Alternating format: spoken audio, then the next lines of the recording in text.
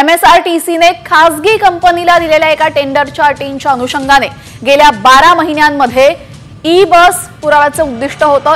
जवळपास 250 बस पुरवण्याचं उद्दिष्ट होतं। मात्र एनव्ही ट्रान्स या कंपनीने हलगर्जीपणा करत आतापर्यंत फक्त 150 बस पुरवलेल्या आहेत आणि त्यामुळे आता या कंपनीला कारणे दाखवा नोटीसही बजावण्यात आल्याची माहिती सूत्रांनी दिलेली आहे आणि सूत्रांनी दिलेल्या माहितीनुसार या कंपनी विरुद्ध कडक कारवाई करत कंपनीचं टेंडर रद्द करण्याचा निर्णय जाहीर होण्याची शक्यता आहे।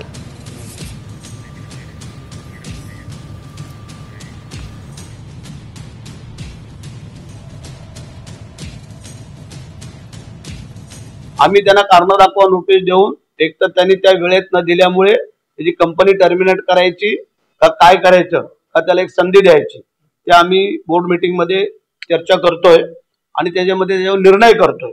कारण त्याच्या चुकीमुळे जर आम्हाला गाड्या वेळेवर येणार नसतील आणि आमच्या जुन्याच गाड्या चालवून आम्ही जर पॅसेंजरची जर काय त्यांच्या जीवाचा जर खेळ करत असू तर त्याला जबाबदार तो पण आहे। त्यांनी जर त्याचं टेंडर स्वीकारलं असेल तर त्या टेंडरची त्यांनी पूर्तता करावी अन्यथा त्यांनी जय महाराष्ट्र करावा।